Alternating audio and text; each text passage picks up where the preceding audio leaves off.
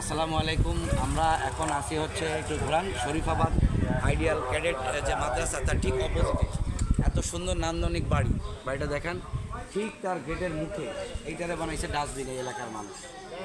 এখানে ময়লা ক্লিয়ার করে নিয়ে গেছে, জাবার পলি ফেলেছে। এবং আপনি একটু সামনে আসেন, সামনে আসেন, দেখেন এই যে টাইলস এই ভেঙে ভেঙে আপনার এই স্ল্যাব উঠায় এই ড্রেন পরিষ্কার করেছে। এই ড্রেনের নিচে এগুলো ছিল আজকে টানা প্রায় 10-12 দিনের উপরে এই যে টানা এরকম সমস্ত স্ল্যাব ভেঙে ভেঙে এই যে ভাই দেখান, এই যে টাইলস ভেঙে ভেঙে এই যে টাইলস ভেঙে ভেঙে এই যে স্ল্যাবগুলো উঠায় এই ময়লা ক্লিয়ার করা হচ্ছে। বস্তাকে বস্তা ময়লা এই ড্রেনের আপনার ড্রেনের মধ্যে ছিল।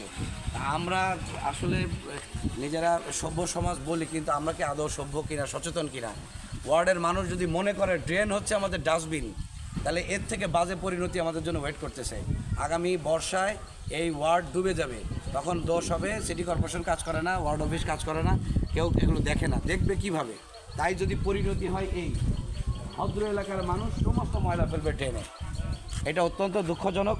আমরা চাই যে এর থেকে পরিত্রাণ, এবং আমরা চাই না যে আর কোনো ড্রেন এইভাবে নোংরা হোক। সবাইকে ধন্যবাদ।